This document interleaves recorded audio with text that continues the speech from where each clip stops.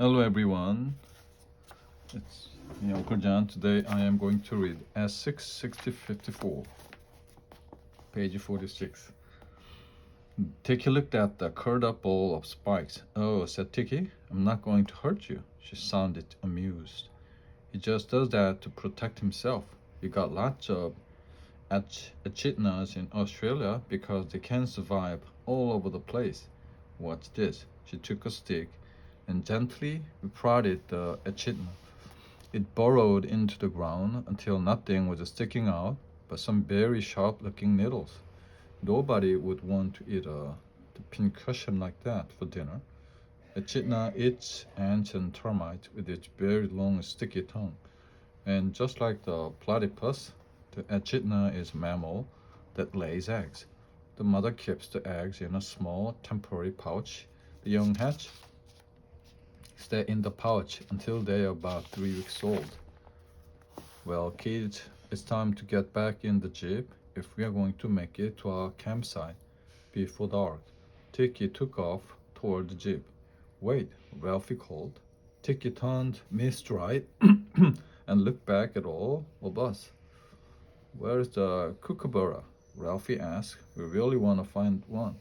Oh, the kookaburra must have taken off somewhere. No worries, he'll be back. Come on, move along now. She hurried off. We looked at the freeze. Well, a kookaburra must do what a kookaburra must do, said Freeze.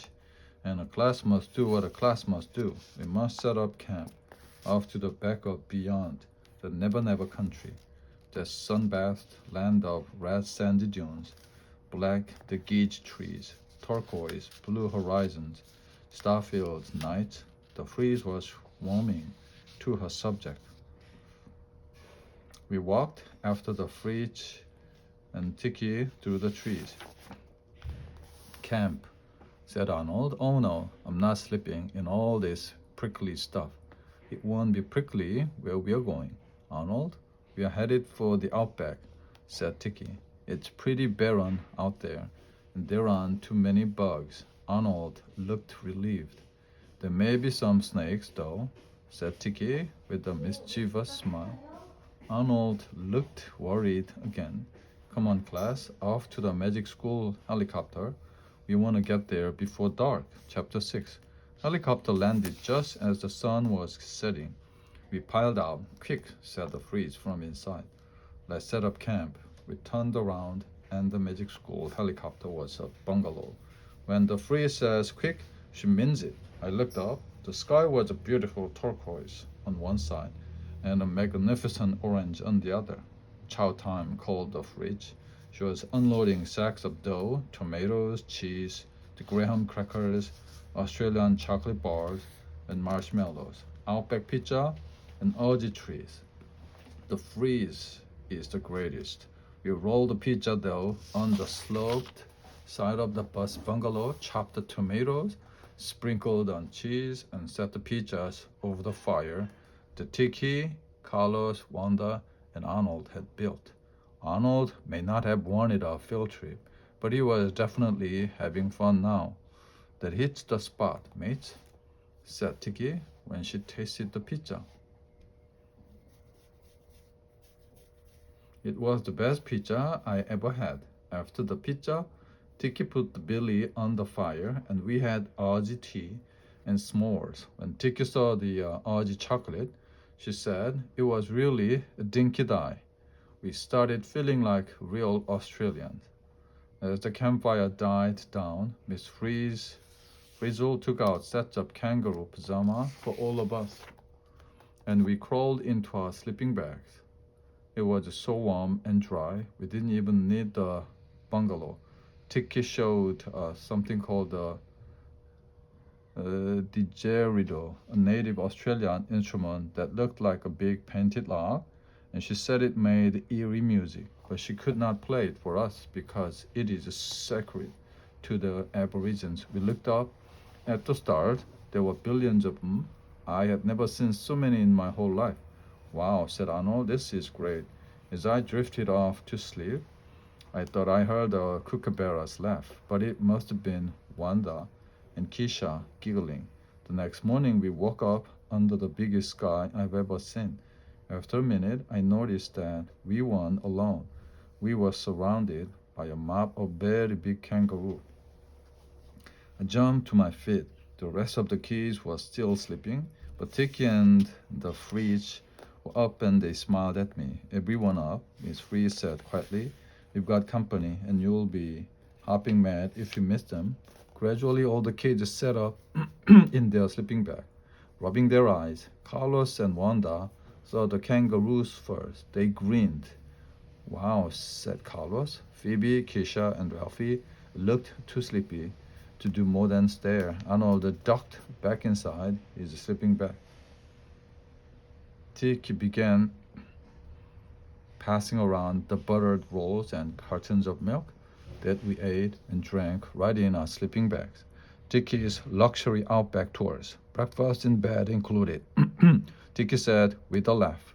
The Freeze was unloading something from the bungalow. I wondered what she was up to. As we ate our breakfast, we studied the kangaroos around us. There were about 30 of them. They ranged from reddish brown to grayish in color. Several of them were very small and were sticking close to their mothers, but most of them were bigger than us. Many of them were medium tall. There was one really large one. He was about the size of a grown-up professional football player.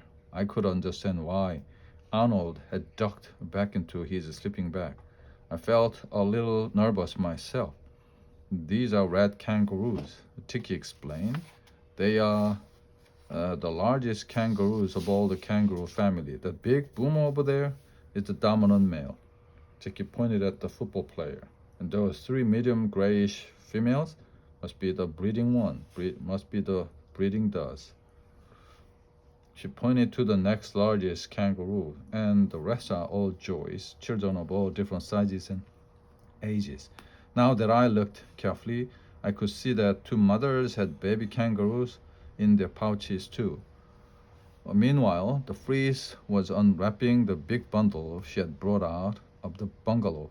As we all watched curiously, it was a bunch of metal rods with springs on the bottom, pogo sticks. Time to join the mob campers. The Freeze sang out. She climbed on one of the pogo sticks and started hopping. Soon she was really flying. Two of the kangaroos hopped alongside her. They were easily keeping up with her. She hopped back to the pogo sticks class. We all grabbed the pogo sticks and started hopping. It took a little practice, but we got the hang of it. The kangaroos watched curiously. Ralphie was the best because he had a pogo stick at home. He gave the rest of us advice. Now we are off to spend the morning with the kangaroos. Let's go. I think I'll wait here, said Arnold. He was looking a little green. Two kangaroos hopped over next to him and looked at him. All right, I'm going. Arnold took off as fast as he could. Looking worriedly over his shoulder, we all laughed and hopped off after him. Chapter 7. Hopping with the kangaroos was good exercise.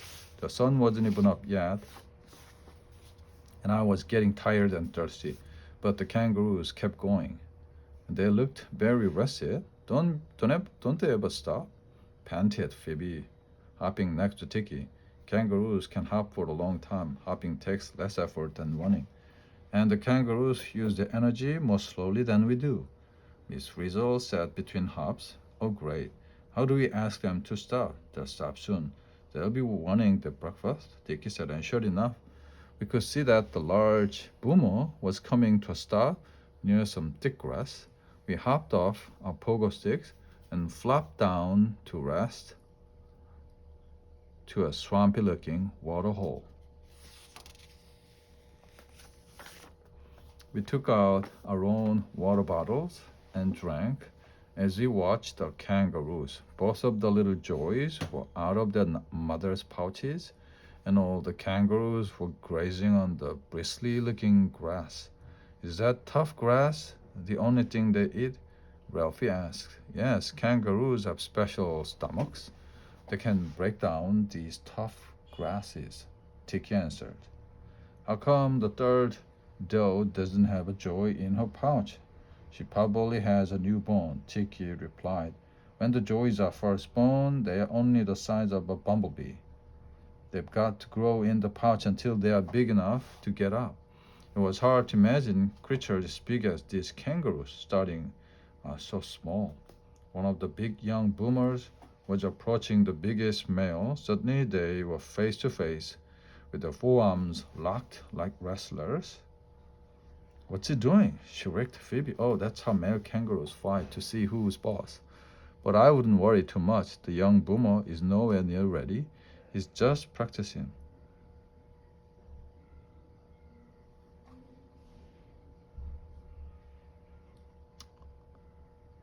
He's just practicing. When they really get going, they use their powerful hind legs to kick while balancing on their tails. Tiki said the young boomer was already scampering off. Suddenly, Tiki jumped up and ran over to the largest male. She locked her arms with his and started wrestling. We couldn't believe our eyes. They were swaying back and forth until finally Tiki twisted free, giving the kangaroo a friendly pat on the arm. She walked back to us, laughing when she saw our shocked faces. Well, it's a great way to stay in shape when you're far away from a gym. She calmly sat down and took a drink of water. I had never met anyone like Tiki before. All in all, it was a peaceful morning. We rolled in the grass and watched the young joys playing. The sun was coming up, and the sky was turning a deep, rich blue. It was getting very hot. I was just dozing off a little, thinking about the sound of the kookaburras' laugh. Tiki sure packs a punch.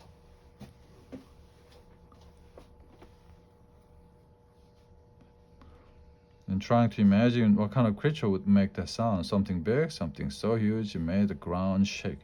My eyes popped open. The ground was shaking. The big boomer was thumping the ground with his back legs. The whole area vibrated with the power of his thumps. It sounded like Down Under Thunder. What's going on? When suddenly the kangaroos took off, the mamas waited for the little joys to jump into their pouches.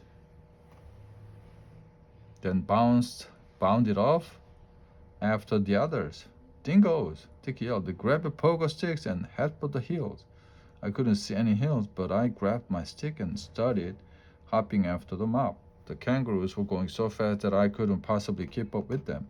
And I wasn't the only one. Suddenly I heard a horn, and the magic school jeep, piloted by Liz, was pulling up next to us.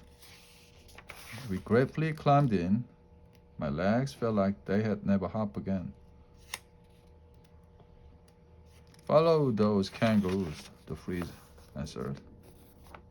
And we took off after the kangaroos in the distance. Look, shouted Ralphie, pointing to the hopping mop of kangaroo. The pogo stick flashed in the sun. Keisha and Arnold had kept up with the mob. Can we catch them? Phoebe asked Miss Frizzle, not at the speed they're going. We didn't look at all worried.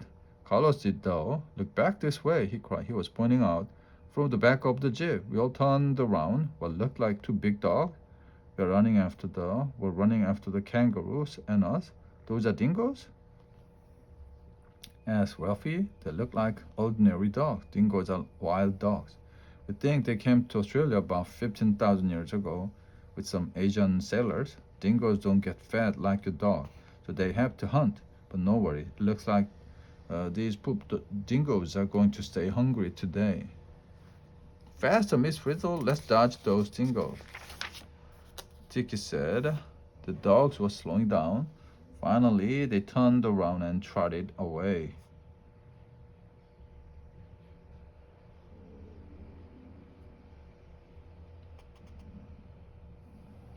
Large animals like sheep and even kangaroo. Dingoes are wild dogs that live in only Australia. They usually hunt alone or in pairs and live mostly on small mammals, reptiles, and insects. When small game is scarce, however, dingoes band together in packs and tackle large animals like sheep and even kangaroos. Now that the dingoes were gone, we watched the kangaroos again. They had slowed down quite a bit, but they were still hopping. I thought about how quickly the mob had taken off and how the joys had disappeared into their mother's pocket. How did the joys know which one was their mother? I asked. The mothers would have let any joy hop into a mob pouch during danger. Makes things easier. We cut up to a mob of kangaroos on a patch of rocks. They're lying down with the other kangaroos, were Arnold and Kisha, very out of breath. Are you all right? I asked them as we all piled out of the jeep. Kisha nodded happily, and Arnold gave a big grin. That was fun. Good hopping, kids, Tiki said with admiration. Many of the kangaroos were resting in the little patches of shade. They were all panting like Kisha and Arnold, and many of them were licking their forearms. Why are they doing that? That's how they cool themselves down. The panting helps them give up some hair, just as it does for the mammal, and thin skin in the forearms makes it easier for the coolness of their wet tongues to spread throughout their bodies. Yet I'm sure glad they are safe, Kisha said. Some of the kangaroos were lying down and going to sleep. Miss Frizzle smiled at Arnold. You have learned to hop, Arnold? Arnold looked thoughtful. Yeah, I guess so.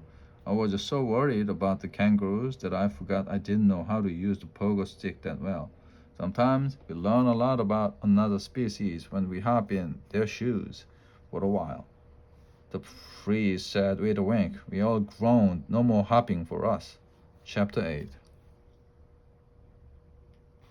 The magic school bus was taking off again in its jet form.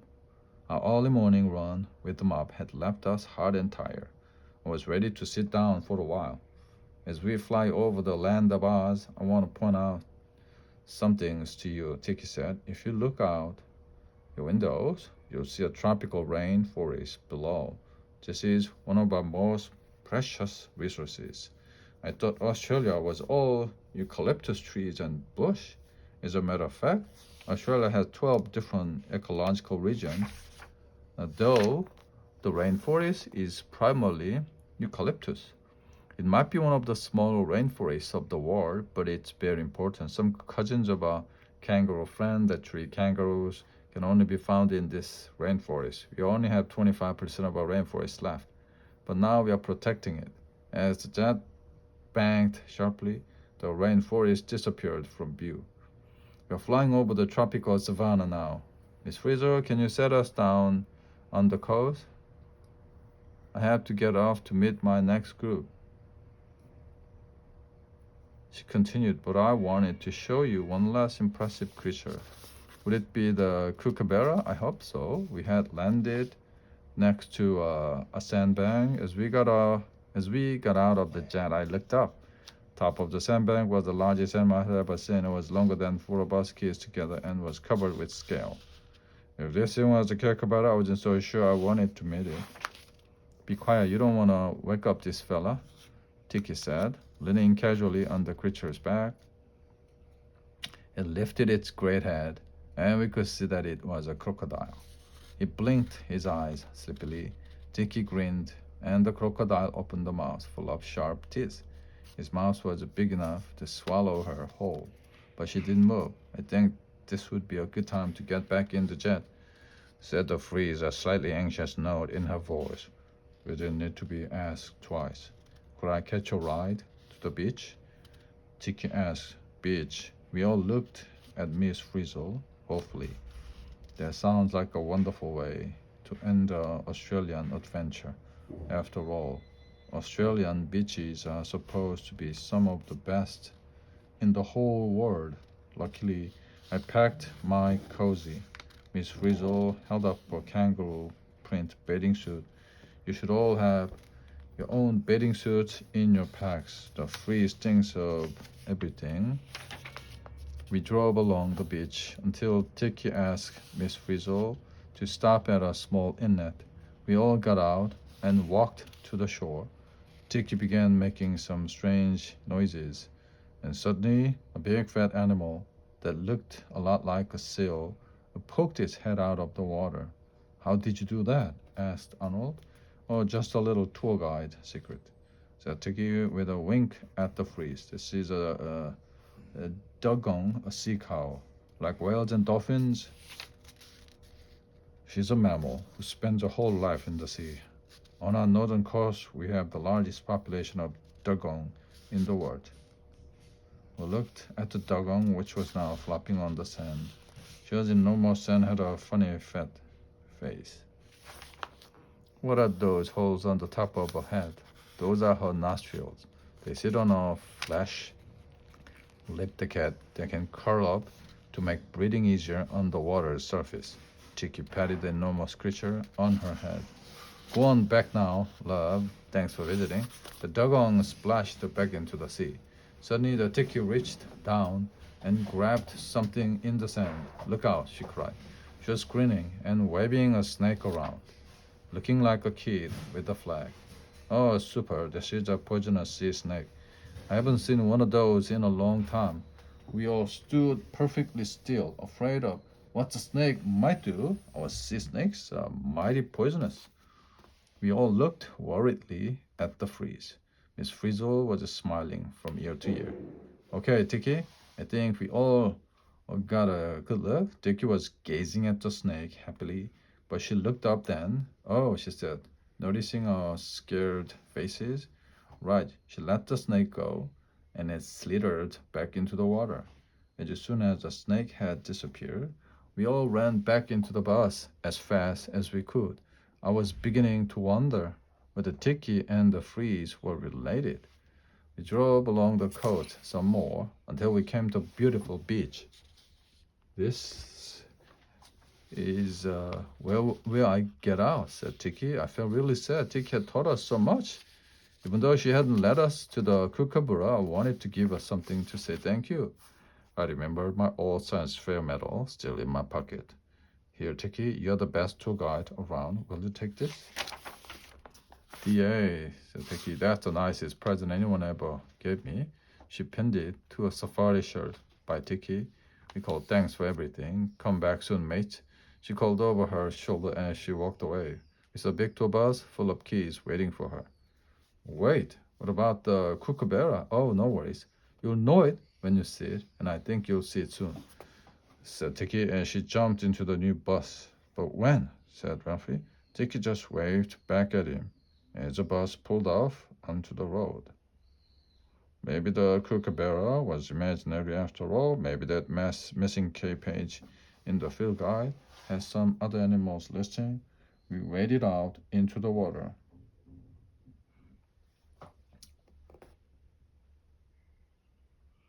Our fears of poisonous snakes and man-eating crocodile forgotten. It had been a long, hot day, and the water felt wonderful, so we even forgot about the kookaburra. Chapter 9. All too soon, the freeze called. Back to the bus. We climbed on, but Arnold was missing. There he is, shouted Carlos. We all looked out the window to see Arnold digging in the sand for crabs. Hey, Arnold? Carlos called. Are you under the spell of Down Under? The bus is leaving without you. Arnold flashed a big smile and ran to climb on the bus. The sun was setting and Miss Frizzle was just starting up the bus when suddenly we heard a strange laughing sound. Then a second laughing voice joined in. Finally, there was a whole chorus. The laughter seemed to be coming from all around us. We pressed our noses to the window, not knowing what we would see. I sure hoped it was friendly. It had us surrounded. Look up, said Miss Frizzle. We didn't find just one kookaburra. We found the whole gang. As the bus pulled out, the whole group of beautiful birds flew next to us. We could see their creamy white belly and their funny oversized heads. I never would have guessed that such eerie sounds could come from such a beautiful bird. As I hunted in my bag for my camera, I found the missing page of the field guide. Laughing kookaburra. It laughs like that to mark its territory. Kookaburras have short, thick bodies, large head, and a dark streak over their eyes. They live in Tasmania and eastern Australia and feed on insects, mice, and lizards. We have an honor guard escort. Class, let's sing our song. As we broke into the Kookaburra song, Magic School jet took off for home. Back in the classroom, we had a wonderful time setting up our science fair booth on Australian wildlife. We brought in sand and eucalyptus branches. The smell reminded us of our great trip. We hung a big map of Australia on the wall and traced our route across the continent. Near each stop, we pinned up our wildlife snapshots of the animals we had seen. Underneath them, we hung entries from the Australia Field Guide. Built a fat campfire with the Billy for tea sitting on it, and Keisha set up a tape of the Kookaburra laughing that played while the judges were in the room. We gave each judge an Australia chocolate bar, and copies of our class riddle book that we wrote together on our trip back home. Each of us wore our kangaroo pajama and spoke our best Aussie slang. Carlos had made a giant kookaburra out of paper mache. We hung it in the middle of the room. Arnold said that way we'd never have to go all the way around the world to find one again. We worked hard. I had a science fair medal to replace, since I had given my first one to Tiki. And guess what? Miss Frizzle said it was chocolate bar that did it. But we won. I got a new science fair medal, but the real prize was a trip down under that I'll never forget. The end.